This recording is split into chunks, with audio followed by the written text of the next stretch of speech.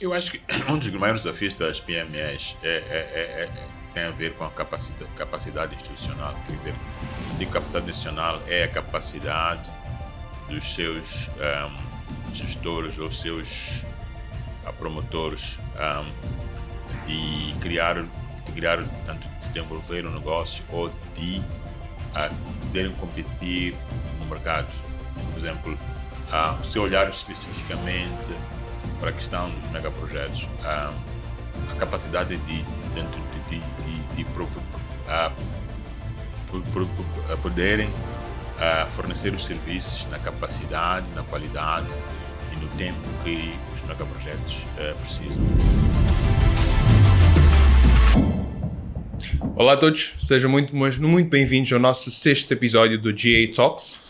E hoje trazemos um tema bastante interessante, que é como posicionar a sua empresa para grandes negócios em 2023. E para o tema de hoje, Jéssica, trazemos um convidado bastante importante, bastante interessante pela sua jornada que vocês vão poder acompanhar aqui. Estamos a falar de Sam Gudo, que é administrador delegado da Mosal e conta com 23 anos de experiência. Então estamos a falar que é colaborador da mesma instituição desde a semente. E queremos, Sam Gudo, agradecer pelo convite e desejar-lhe muito boas-vindas. Boa tarde a todos, muito obrigado e agradecer pela oportunidade que me dão de transmitir a minha experiência profissional. É um grande prazer. Ok, seja muito bem-vindo. Muito bem. Como bem mencionou o meu colega, uma grande figura e que certamente hoje vamos ter esta oportunidade de conhecer não só o lado profissional, mas também aquelas que são as bases do Sam Gudo, que vai partilhar ao longo da nossa edição de hoje e com certeza será de grande valor. Para começar, esta é mesmo uma pergunta de partida que certamente estamos todos na expectativa de melhor conhecer, perceber de si, em termos de onde terá nascido, em termos de base familiar, praticamente. Muito obrigado. Eu nasci no antigo Hospital da Missão Suíça, hoje é o Hospital de Chamancourt, foram longos anos. E aí na cidade de Maputo, tanto na antiga cidade de Lourenço Marques, e cresci sempre aqui na cidade de Maputo, fiz estudos aqui também na cidade e na Universidade Eduardo Mondlane. Uma parte dos estudos foi feita também na África do Sul, mestrado, e sempre trabalhando na cidade, felizmente, na cidade de Maputo. Yeah. Ok. Falou que nasceu no Hospital de Chamancourt.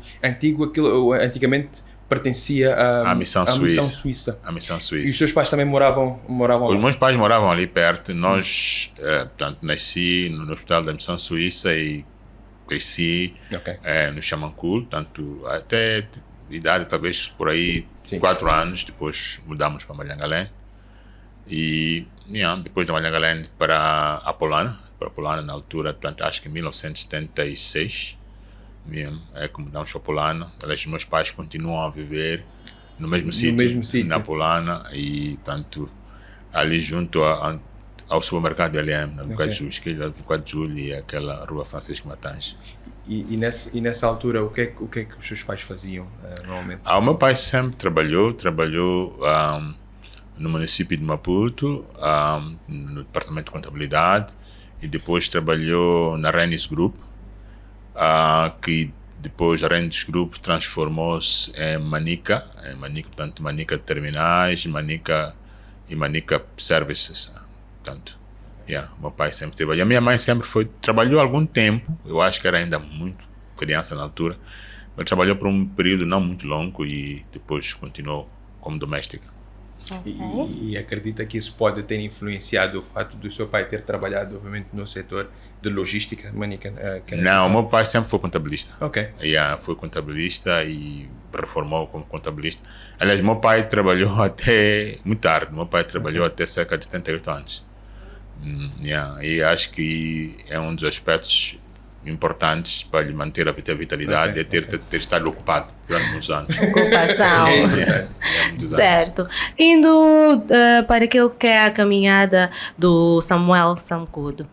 Falou que teve a sua formação a nível da Universidade Eduardo Mondlane, teve um mestrado já na África do Sul, mas a área em que se formou é algo em que traz já desde criança como um sonho ou foram em algum momento oportunidades? Conte-nos mais deste lado que nós queremos perceber. Eu, quando era criança, gostaria de ser ou mecânico ou eletricista.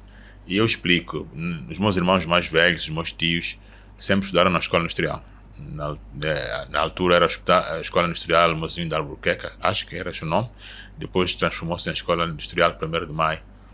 E o meu pai sempre dizia que vai estudar na escola industrial. Mas na altura, na década de 80, quando fiz a escola secundária, nós não decidíamos onde íamos estudar. O governo determinava. Portanto, lembro-me de colegas foram fazer estudo de línguas, alguns colegas foram para o exército, portanto, para a área militar, alguns foram trabalhar, alguns foram, portanto, à área de educação. Então não se determinava. O que determinava muitas vezes era portanto, o grau de aproveitamento pedagógico ou o grau de as notas, né? As notas. De uma maneira muito simples. Então, na altura era bom estudante. Lembro-me que não fiz o exame da 9ª classe, dispensei. Na altura permitiam-se dispensas. E na altura o governo determinou que devia continuar a estudar. Fui estudar na Manianga. Mas não era exatamente o desejo do meu pai, porque eu lembro-me que ele dizia que você tem que fazer a área técnica porque dá-te uma profissão. Mas na altura, pronto, era o que o governo determinava e fui seguindo aquilo que era a determinação do governo. E quando fiz a 12ª também, dispensei na altura, também dispensar, permitia essa dispensa e fui para a universidade. Eu lembro de ter chegado à Universidade do Eduardo Mondlane e portanto, o curso que eu escolhi na altura também era curso de eletricidade. Mas, por algum motivo, foram pôr no curso de mecânica. E quando fui lá à secretaria, pedi que mudassem para mecânica pela especialidade, porque não era o curso que eu escolhi.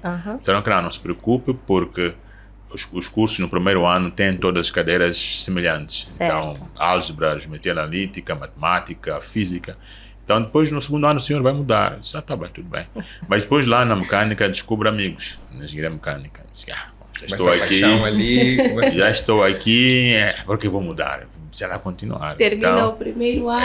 Então, eu continuei até fazer o último ano, o 4º ano. Depois, o último ano era mais trabalho de licenciatura. Mas, de facto, o curso original era engenharia elétrica. E acabei parando na engenharia mecânica. Por influência dos amigos. E o ambiente que se criava naquela altura. Então acabei ficando Mas por aí. também cativou algum tipo de interesse, né? No fim, acaba às vezes... Sim, um pouco, porque, pronto, era tudo área industrial. E depois também, pronto, vendo as oficinas, tínhamos ali oficinas de metalomecânica ali na Faculdade de Engenharia, tínhamos oficinas de mecânica, tínhamos oficinas de termodinâmica. Vendo o que se aprendia ali, acabei me interessando pelo curso e acabei ficando por aí. Perfeito. Praticamente foi ter que começar um certo curso que não era de eleição e acabou criando o caminho para seguir, e é aí onde já começa a minha outra questão. Como é que começa a sua carreira profissional? Eu começo a carreira profissional no 3º ano de engenharia. Na altura, tanto por interesse, por curiosidade. Na altura havia um projeto de reabilitação da Texlon, em 1987, 88, por aí. Então, estavam à procura de graduados, ou estudantes que estivessem nos últimos anos. Então, interessei-me. Então, na altura, eu lembro que a empresa providenciava o transporte, providenciava um subsídio e fazia tudo. E mesmo a preparação dos trabalhos de defesa eram proporcionados pela empresa. Eu lembro de ter viajado para a viagem de fundo, ter feito a viagem de fundo de curso patrocinado pela empresa. Então, comecei a carreira aí e, tanto nessa altura. E fiquei até o fim do curso e fiquei até o fim do curso, mas depois decidi que não, devia fazer algo diferente. Fui trabalhar com uma empresa que chamava-se Tudor, na altura, infelizmente também está fechada, mas nós produzimos baterias e pilhas, baterias para carros e pilhas para eletrodomésticos. Era uma empresa capital português e portanto, comecei ali depois de trabalhar na Texelon como engenheiro simples, passei ali para o departamento de manutenção, chefe de manutenção e tanto fui trabalhei por aí por volta de um ano e meio, mas também depois descubro, na altura, quando era mais jovem, não tinha muita certeza do que queria fazer. Apareceu um projeto também dos suecos, que na altura havia um projeto de reabilitação industrial. Então fui para trabalhar para uma empresa chamada Hermoto. Nós, na altura, não se importavam viaturas como se importam agora. E tanto as viaturas que andavam aqui eram viaturas com 5, 6, 10 anos. Então tinha que se recuperar as viaturas. Então fui trabalhar para ali. Lembro que tínhamos um projeto também de recuperação de autocarros nos TPMs. Então, e tínhamos técnicos suecos. Então era um projeto de reabilitação industrial financiado pela Suécia. Pela Suécia. Na altura chamava-se ASD, portanto, era nosso Hermoto, AgroAlpha, era Tecnel, então uma série de empresas que estavam incluídas dentro desse programa. Então, era uma oportunidade de aprender e de uma maneira diferente também, e estar junto de técnicos que vinham de fora, portanto, estrangeiros, e de aprender de forma diferente daquilo que era tradicionalmente em Moçambique. Isso foi antes de ir a Tudor? Foi depois da Tudor. Tudor, a Hermoto. Depois fiquei na Hermoto até 1998. E depois vi o anúncio da Mosal. Estava um dia sentado e vi o anúncio. e interessei-me por anúncio. Eles estavam à procura de superintendente de manutenção. Achei que era a área que me interessava, então concorri. E eu lembro-me na altura que fomos entrevistar, portanto fizemos testes psicotécnicos na CMC. Portanto, eles tinham escritórios ali na CMC, ou usavam as instalações da CMC para fazer o recrutamento. Então, tanto era uma tarde de um dia, assim, portanto fui entrevistado. Eu lembro-me que ter sido o último a ser entrevistado e os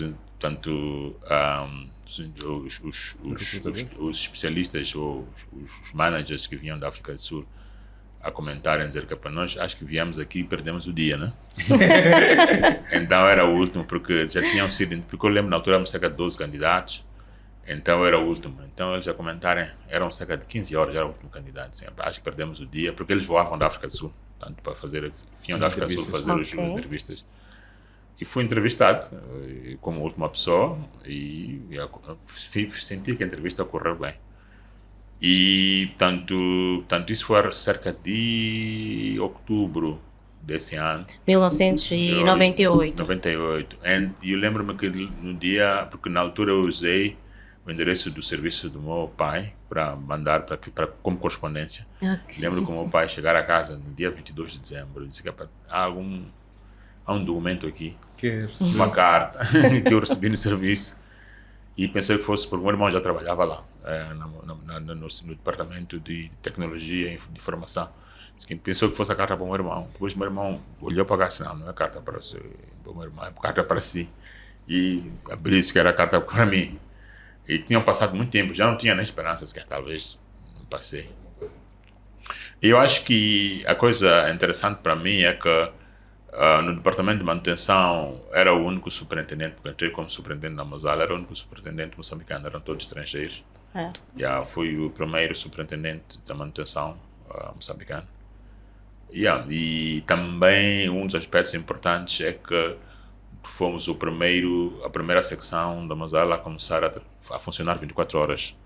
Lembro que em 2000 houve as grandes cheias, portanto, de janeiro, e tinha que organizar, que não havia transporte para aquela zona de Beluano, não havia transporte. Então tinha que organizar o transporte para aquela zona, organizar o pessoal, e começamos a trabalhar 24 horas, porque portanto, a área que eu era responsável, que era a área tanto de de apoios de serviços, que eram os compressores, a água e as oficinas centrais, tinha que providenciar apoio à fábrica para como tanto fazer o comissionamento da fábrica. Então começamos a operar 24 horas, foi o primeiro setor a operar 24 horas. E sim, e pronto, foi uma experiência interessante, tanto receber equipamento do projeto, certificar que o equipamento tem condições de operar, e tanto quando fui recrutado em 1999, fiquei cerca de um ano em Richards Bay. Qual foi a razão de ficarmos em Richards Bay? Em Richards Bay temos uma fábrica que é gêmea, tanto que agora tem uma maior capacidade que a nossa, um pouco mais. Então, nós, tanto entramos em contato com a primeira indústria de alumínio, não tinha nem noção daquilo que estava um dia a trabalhar. Então, ficamos lá cerca de quase que um ano para a preparação, tanto o recrutamento dos supervisores, no meu caso, recrutamos supervisores, fizemos a formação dos técnicos de manutenção, fizemos a preparação tanto fizemos a compra das peças sobressalentes, fizemos as primeiras estratégias de manutenção de equipamento, e tanto usamos a experiência que o SAD já estava a funcionar desde 1995, tanto usamos todo o conhecimento que eles tinham na altura para transferir para cá. E tanto no ano 2000, no fim do ano de 1999, abrimos os escritórios no INSS, aquele prédio está na 4 de julho do INSS, fomos dos primeiros clientes. Então ocupamos alguns andares ali e depois também íamos à fábrica. Então, em 2000, no princípio do ano 2000, mudamos para a fábrica depois daquelas cheias que houve. E em outubro começamos a produzir. Outubro de 2000. Outubro de 2000. Então, desde aí fui trabalhando. Trabalhei como superintendente de manutenção e depois passei para uma área de produção, mas também como superintendente de manutenção, que era a área de fundição mesmo, que é a área onde o metal é solidificado. Depois daí fui nomeado como diretor de manutenção, também em 2000, no fim de 2004. Então fui também o primeiro diretor moçambicano. Na área tanto de diretor moçambicano e fui diretor de manutenção, depois passei para diretor de produção na área do carbono e passei para diretor de produção na Castals. Então, no ano de 2015, fui nomeado como diretor-geral, também como primeiro moçambicano, como diretor-geral. E em 2016 fui nomeado como tanto vice-presidente de operações, tanto que é a pessoa que olha pelas operações, tanto é responsável em Moçambique pelas operações, portanto, e tem sido essa experiência profissional até hoje. Certo. Logo no primeiro ano podemos perceber que foi um ano muito preenchido, um ano em que de certa forma esteve fora a fazer as capacitações e também preparar tudo para em 2000 começar a operar, embora no final do ano. Mas pude perceber que desde os primeiros anos, os cargos de direção sempre esteve sobre a sua responsabilidade. E para mim, deste lado, surge aquela questão: qual é o segredo? Eu acho que... Ou o seu caso em especial? Eu acho que não há... Cada caso é um caso. Não há uma... Como diz Silver Bullet, não há uma bala de prata que abre o caminho, mas eu acho que fundamentalmente é a atitude da pessoa. A atitude da pessoa, porque a formação nós damos, tanto qualquer instituição minimamente organizada dá formação à pessoa, mas a atitude da pessoa, a sua predisposição para aprender, tanto a atitude em relação à organização, em relação aos colegas, em relação às pessoas, a sua dedicação, tanto atitude. Portanto, naturalmente a dedicação faz parte da atitude. E esta vontade interior de querer aprender sempre. E eu acho que isso é que faz a diferença. Porque as capacidades nós criamos através da formação. As capacidades nós criamos através da exposição. Portanto, a experiência gera-nos essa capacidade. Mas a atitude da pessoa é fundamental. Se eu tiver um grande ego, dizer que rapaz, sei tudo, já sei como fazer, então fica muito difícil. Mas se a pessoa de facto tiver esta humildade, dizer que eu quero aprender, é sempre aprender, acaba ajudando bastante, abre as oportunidades. Eu penso que com a atitude correta, a pessoa vai para... Não há limite. E o limite é o que nós nos impomos a nós próprios. Eu penso que a experiência é de que, à medida que, quando nós já somos crianças, temos o céu como limite. Vamos ficando mais velhos, vemos que isto aqui não posso fazer porque a sociedade não aceita, não admite, não sei o quê. Então nós vamos, à medida que vamos crescendo, vamos nos impondo limites a nós próprios. Mas se efetivamente tivermos esta atitude de aprender e aprender sempre, aí está o segredo. E acima de tudo, respeitar os outros. Os outros colegas têm sempre... Os colegas, os colaboradores, a sociedade sempre tem algum input.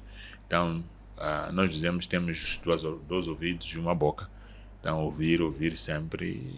E esse ouvir é importante, porque se a pessoa não tiver essa humildade também de ouvir, acaba se perdendo. Muitas vezes aquilo que nós ouvimos, nunca, nem tudo que a gente ouve é do nosso agrado. É verdade. Mas nós temos que ter essa capacidade de ouvir.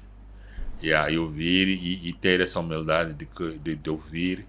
Não ouvir e tirar aquilo que não nos interessa, mas ouvir no todo. Portanto, essa capacidade é muito importante. Isso ajuda. Mesmo quando somos líderes, temos disto que é a posição de poder, nós temos que ter a humildade de criar um ambiente seguro para que as pessoas possam falar. Portanto, se tens colaboradores, se tens pessoas que trabalham para si, nós não podemos subestimar o nosso poder. O nosso poder, como na posição, se eu sou chefe, tem esse poder de posição. Mas temos que criar condições para que as pessoas se sintam seguros, ir ao escritório e dizer que o chefe quer falar consigo, e eles sentirem-se com segurança de falar consigo, como pessoa. É uma das coisas que nós não usamos na empresa, e é importante, nós usamos os títulos, nós usamos o nome da pessoa. E eu acho que é extremamente importante usar o nome da pessoa, porque não nascemos chefes, não nascemos engenheiros, somos pessoas acima de tudo. Eu acho que isso é um aspecto importante. Obrigado. Bastante importante. E ainda nesse raciocínio, uma coisa que nós gostávamos aqui de beber, ou talvez também, se calhar, partilhar também com a audiência, era tentar compreender ou ver a sua perspectiva de quais é que acha que são neste momento, entendendo que o nosso mercado obviamente é maioritariamente composto por PMEs. E quero acreditar que muita gente também deve estar a acompanhar, que tem esse negócio e gostava também de poder usufruir do seu conhecimento. Quais é que acha que são os maiores desafios que as PMEs têm enfrentado nestes últimos tempos? Eu acho que um dos maiores desafios das PMEs tem a ver com a capacidade institucional. Quer dizer, quando digo capacidade institucional, é a capacidade dos seus gestores ou seus promotores de criar, tanto desenvolver um negócio ou de poderem competir no mercado. Por exemplo, se olhar especificamente para a questão dos megaprojetos, a capacidade de poderem fornecer os serviços na capacidade, na qualidade e no tempo que os megaprojetos precisam. Então, essa capacidade é capacidade em termos de recursos humanos, em capacidade em termos de formação desses recursos humanos e capacidade financeira. Se for a ver, hoje em dia, a taxa de juros dos bancos é cerca de 22%, 23%, tanto sem incluir ali o spread, mas a taxa de juros básica, sem o spread. Então, se uma PME vai ao banco, primeiro tem que providenciar garantias reais. Depois, o negócio tem que lhe gerar um cash flow acima da taxa de juros que é requerida pelos bancos. E tem que ter um contrato, quer dizer, o banco Portanto, tem que ter um negócio. Então, uma das áreas que nós temos estado a trabalhar ao longo dos anos é a capacitação das PMEs. Nós desenvolvemos programas, tanto um dos programas que nós desenvolvemos na altura, o chamamos Muslink 1, Muslink 2, que era exatamente para capacitar as PMEs.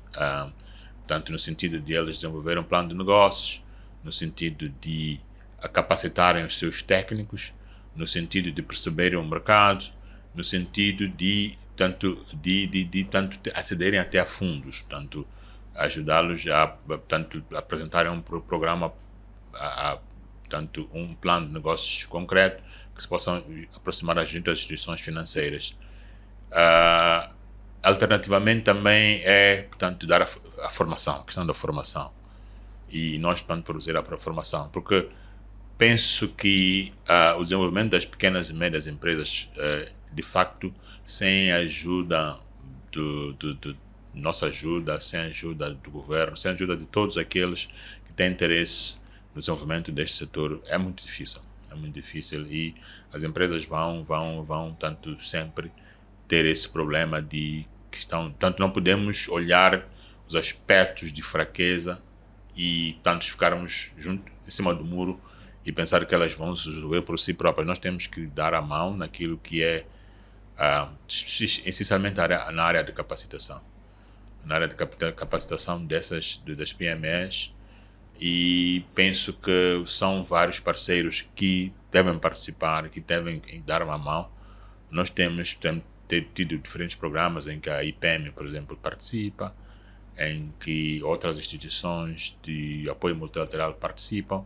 Nós já tivemos o AFC, nós já tivemos tantas outras instituições que participam, mas no sentido de efetivamente desenvolver essas pequenas e médias empresas. Sim. Eu acho que a lei ou as leis por si só não vão resolver o problema. Tem que haver uma vontade de todos os stakeholders para que, de facto, efetivamente, possamos desenvolver as PMEs. Outro aspecto também que é importante é acesso à informação. Porque muitas vezes a informação anda por aí, mas não é facilmente acessível. E as empresas não sabem quais são os projetos que vão ser desenvolvidos, quais são as oportunidades que vão ser. Houve já várias iniciativas de desenvolvimento de plataformas em que as oportunidades nos megaprojetos são acessíveis, mas penso que se massificar para que as empresas também tenham acesso a essa informação. Então, essa informação tem que estar facilmente acessível e penso que se esses aspectos forem considerados, portanto, como são vários aspectos que têm que ser considerados, eu penso que as pequenas e médias empresas estarão melhor capacitadas, porque repare que muitas empresas começam com uma ideia e na base da ideia uma oportunidade que aparece, tem que desenvolver, e muitas vezes sem acesso ao financiamento. E também penso eu que os bancos, os bancos sempre vão agir como bancos. Os bancos estão para dar dinheiro, os bancos estão para dar dinheiro a quem tem dinheiro.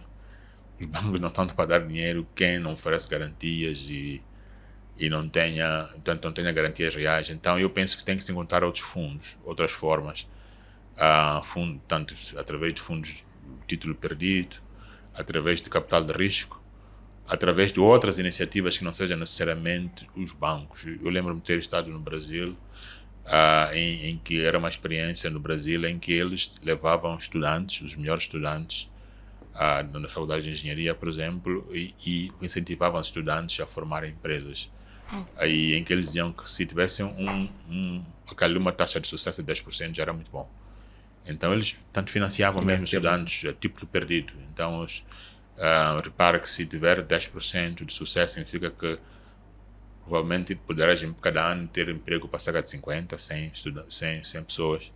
Então isso depois vai estimulando a economia. Então, e aqueles que tinham sucesso depois garantia-se linhas de crédito mais mais acessíveis, então assim sucessivamente. Então eu penso que tem que se encontrar formas não tradicionais de financiamento às pequenas empresas e tanto estes são os grandes desafios. E há uma coisa que eu me lembro de ter acompanhado, obviamente, quando a Mozal foi criada. Inicialmente, boa parte da cadeia de suprimentos eram empresas estrangeiras. E uma das coisas que eu acho que foi muito bonito ver foi o passar das pastas e, obviamente, acho que foi talvez uma das primeiras, se não foi a primeira, provavelmente uma das que impôs com mais força a questão do conteúdo local. Mas depois eu digo, será que as empresas que depois levaram as pastas tinham acesso ao financiamento? Houve algum apoio por parte da Mozal, obviamente, para poder tratar disso? Como é que ocorreu essa passagem de pastas? Portanto, através do projeto, portanto, a nossa intervenção foi mais na área de capacitação. Mas repare que o fato da empresa ter um contrato também abre a porta. Por exemplo, se eu for ao banco e dizer que tenho um contrato de 5 anos, o banco estará aberto a discutir comigo o financiamento, saber que eu tenho um contrato garantido de 5 anos. Então, o nosso apoio foi mais na área institucional, tanto na área de formação, capacitação das empresas. E temos as empresas que têm, nos top 10 da Mozal, são empresas moçambicanas. Então nós fizemos um trabalho, leva tempo, não é de um dia para o outro, mas temos empresas que são não empresas registradas em Moçambique, mas empresas de moçambicanos, no top 10 da Mozal. Então eu penso que o aspecto de capacitação até é mais importante que o financiamento. Porque o financiamento, se não houver essa capacidade, essa formação, essa capacitação, pode receber o financiamento não e estar depois em condições de fazer o pagamento. Eu penso que esse é o aspecto fundamental. Então, o fato de a pessoa ter acesso ao fornecimento de serviços e muitas vezes aconteceram casos em que a pessoa só te subcontrata. Portanto, eu tenho um contrato e não tenho capacidade, vou aliar alguém e subcontrato, tanto uma parte do trabalho e vou ganhando capacidade financeira à medida que eu vou fornecendo os serviços e depois até consolidar. Então, eu penso que ter acesso aos serviços ou ao fornecimento de serviços e ter acesso a trabalhar dentro do... Eu acho que já é um grande passo. Até porque também depois no fim do dia, quando a gente vai ver o avançar da nossa indústria, entendemos que muitas dessas foram capacitadas, obviamente. A questão da capacitação é extremamente importante. Eu penso que vemos em outros megaprojetos que é de facto a questão de capacidade, a questão de formação extremamente importante. Esteve a fazer levantamento durante a nossa conversa de vários projetos que foram implementados, sobretudo, que visava dar esta capacitação. Mas, por um lado, certamente para quem está a assistir ao nosso programa, para quem é responsável por uma PME, deve estar a perguntar-se, mas onde é que ficam disponíveis estes projetos? Como é que podem ter acesso a esses projetos? Uma das coisas que nós fazemos quando, por exemplo, os contratos são contratos que nós temos com as empresas de fornecimento de serviços, são contratos a prazo, 2 anos, 3 anos. Então, quando terminam aqueles contratos, nós fazemos uma pesquisa junto ao mercado. Nós também organizávamos feiras dentro da empresa em que punhamos anúncios no jornal, em que convocávamos todos os interessados a participar. Naturalmente, quando houve a Covid, freámos um bocadinho isto aqui, mas já acho que estamos a pensar que devemos continuar. Nós também temos reuniões públicas cada 6 meses, em que nós, junto à comunidade, por exemplo, a comunidade perto da fábrica, nós apresentamos aquilo que são as nossas atividades. Porque muitas vezes o fornecimento de serviços pode não ser diretamente da fábrica, mas pode ser, por exemplo, através dos nossos projetos de responsabilidade social. Nós construímos a maior escola secundária do país desde a independência, tanto foram empreiteiros locais que fizeram, tanto penso que há sempre alguma oportunidade de participar e tanto através desses mecanismos que é tanto a nossa pesquisa, a feira que organizamos antes, como disse, da Covid, e também através destes projetos de responsabilidade social. Perfeito. Ficou aqui então esclarecido para todos aqueles que têm interesse, não só a nível da Musal, mas também de outras empresas. É sempre bom estar atento às informações, estar atento. Hoje em dia, estamos na era digital, também estar atento aos canais digitais das empresas, das grandes indústrias, que é para, desta maneira, ter oportunidades, né? Nós estávamos mesmo em algum momento a falar sobre liderança. Liderança. E é algo que, se calhar, era bom voltar a frisar, mas sobretudo na qualidade de falar-nos na primeira pessoa, né? De modo geral, como líder, como vê a questão de lidar com as pessoas, desafios desta posição no dia a dia?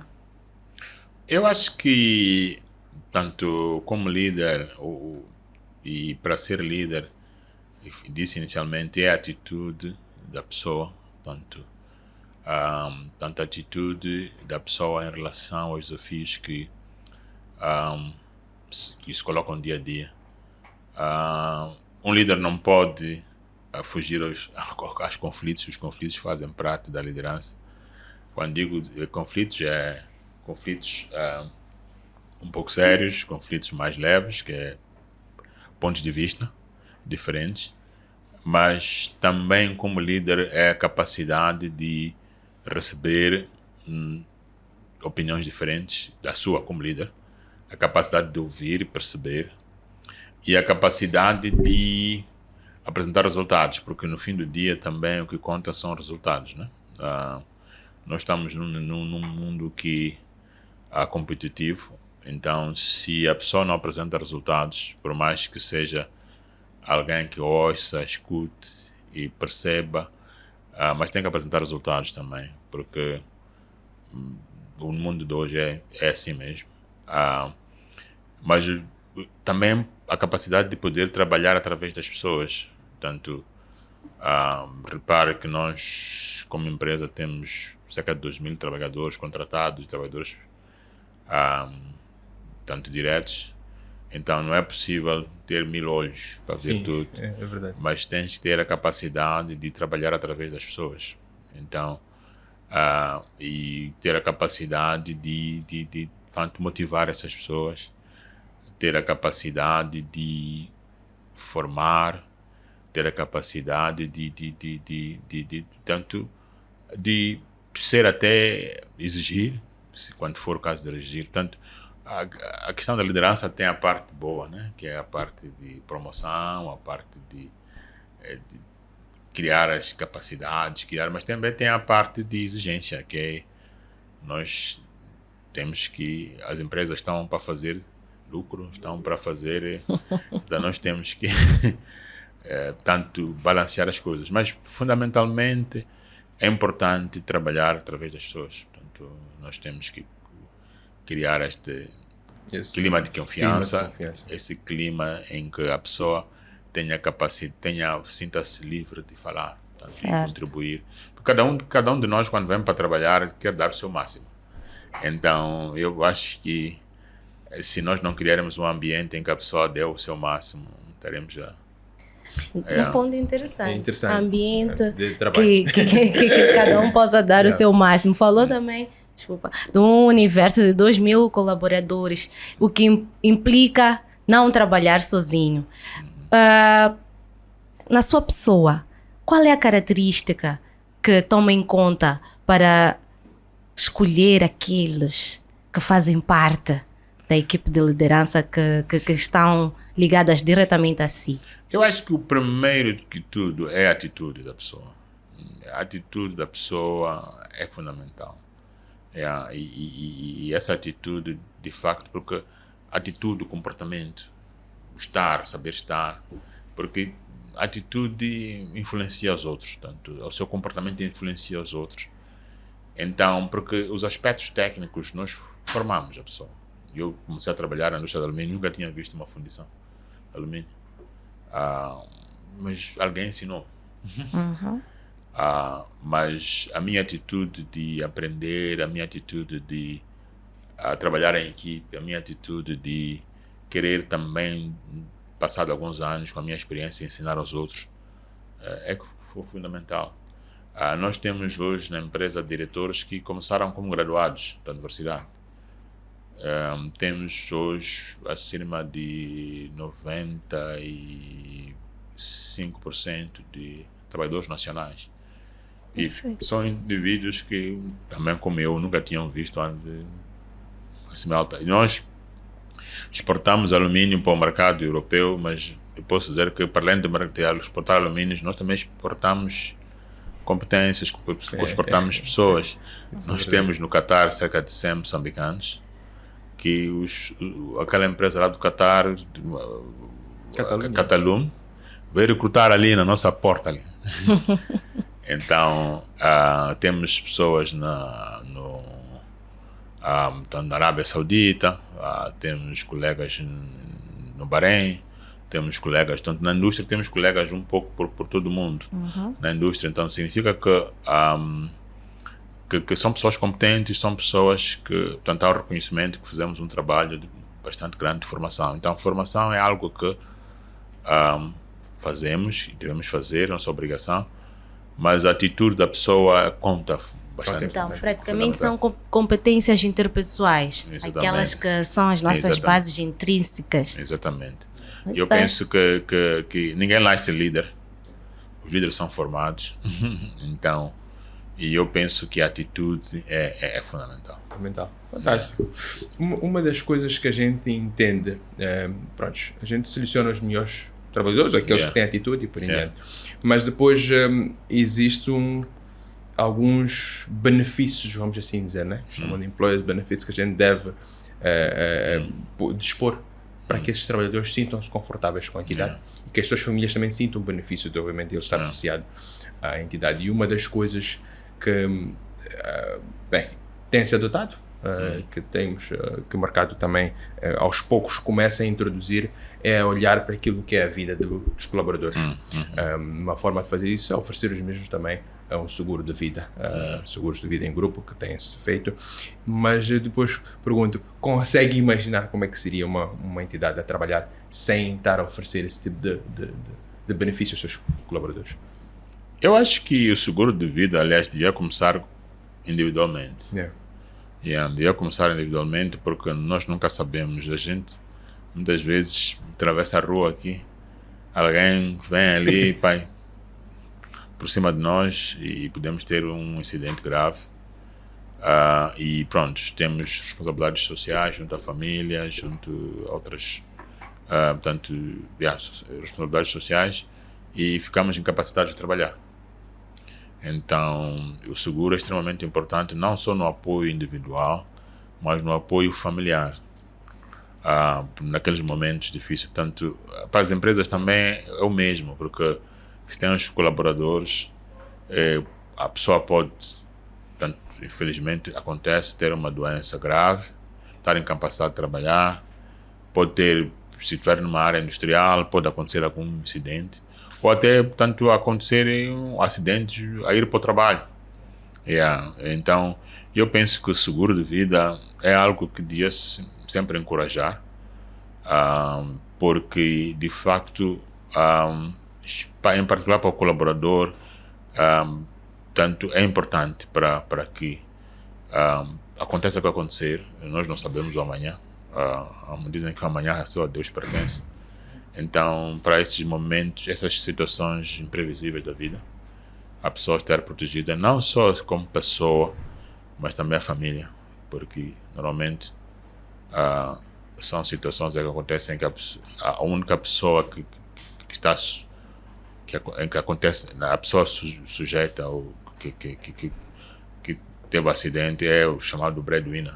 Portanto, é a pessoa que sustenta a família. Então, imagina o drama de saber que aquela pessoa que sustenta a família, pelo menos temporariamente ou de uma forma permanente, não poderá sustentar. Então, eu acho que é extremamente importante. O grande desafio, talvez, das empresas tem outras prioridades, e, como disse, as dificuldades relativas à sustentabilidade da empresa, acabamos muitas vezes por negligenciar esse aspecto, mas penso que é extremamente importante. Yeah. Porque também retira o ônus da empresa para a seguradora. Quer dizer, se a empresa cumpre rigorosamente com as suas obrigações, essa responsabilidade, tanto releva-se de um problema que pode até perturbar a sustentabilidade da empresa. Ok, fantástico. Yeah. A conversa está bastante interessante e certamente surge-nos aquela questão de fundo para moldar este homem que nós temos este prazer de entrevistar hoje. Quais são as bases, quais são as fontes de inspiração, assim que é para o Samuel Samgood? Eu acho que as fontes de inspiração são várias. Eu diria que uma das fontes de inspiração o meu pai, pela dedicação. Tanto, o meu pai sempre foi uma pessoa dedicada ao trabalho. Não me lembro de um dia de que ele ficasse em casa, dizer que fingisse doente. Tanto aquela hora das 7 estava fora. E meu pai trabalhou até tanto a idade bastante avançada. A outra inspiração é de facto de muitos daqueles que foram os meus professores. Eu lembro-me, tive um professor na escola secundária, o professor Hartmann. Era um padre. O professor Hartmann, uma das coisas que dizia que se a pessoa quiser ser alguém, tem que esforçar-se. E o professor Hartmann era um brasileiro que estava aqui, acho que era da comunidade dos maristas, e era um dos professores de geografia, e conseguia descortinar os preguiçosos e dedicados dentro da sala. E dizia que se você quer ser alguém, faça esforço. Tínhamos os filhinhos da mamã dentro da sala, e dizia que você é filhinho da mamã, você não sei o quê. E dava exemplos de que foi professor durante gerações, tanto gerações da mesma família, em que a primeira geração dos pais tinha bens, tinha uma vida confortável, e a segunda geração dos filhos eram preguiçosos, destruíam aquilo que os pais faziam. Tinha a geração dos netos que iam recuperar aquilo que os pais... Então, era uma inspiração bastante grande do professor Hartmann. Acho que a outra inspiração foi a inspiração profissional, especialmente na Mosal. Nós chegamos a ter 27 nacionalidades na empresa. 27 nacionalidades: brasileiros, alemães, australianos, sul-africanos, indianos, todo tipo. Uma riqueza. É uma riqueza. É uma diversidade cultural bastante grande, cada um com as suas especificidades. Eu lembro-me de um aspecto que, quando estamos a fazer comissionamento de uma linha de produção, em que eram espanhóis a fazer isso, e nós tínhamos pressa de pôr as linhas a funcionarem, e os espanhóis sempre pediam-nos que dessemos a eles a hora de siesta, a hora do almoço. E nós dizíamos: estes indivíduos aqui são bem preguiçosos. Então, puxávamos. Então eu lembro de um incidente que aconteceu ali, um pouco sério, durante o comissionamento, e era exatamente na hora do almoço. Então, depois desse dia, dissemos que é para senhores, já que é hora do almoço, deixem os livros. Deixem os livros. Tem que descansar. Deixem descansar. Então, para dizer que, de facto, penso que na minha carreira profissional, de fato, a inspiração veio dessa diversidade cultural, dessas especificidades culturais e que experimentei, e isso serviam de inspiração para dizer que num país como o nosso, que acabava de sair da guerra, repara que a guerra, tantos acordos de paz foram firmados em 92 e a Mosal em 98, portanto começou como projeto. Portanto, foi o primeiro megaprojeto em Moçambique e continua a ser o maior projeto industrial. Portanto, não estou a falar de área de mineração. Hoje temos diferentes minas aqui, mas na área industrial continuamos a ser o maior projeto industrial. Então, penso que essa inspiração e essa de ver que nós moçambicanos somos capazes de performar a mais alto nível. Eu penso que, olhando também os colegas, que alguns, tanto jovens, muito jovens, vindos da universidade direto como primeiro emprego, e ver aquilo que eles podem produzir, aquilo que eles trazem para a empresa. Então, eu acho que é bastante inspirador ver os jovens a ir substituindo nós que estávamos ficando mais velhos. E eu acho que essa é uma grande inspiração, tanto poder ver o que nós, como país, podemos fazer e como país podemos ser referência. Certo. Surgiu-me uma questão. Para si, qual é o sentimento estar a dirigir uma empresa, uma indústria e ser mesmo referenciado como o primeiro moçambicano assim ao fazer?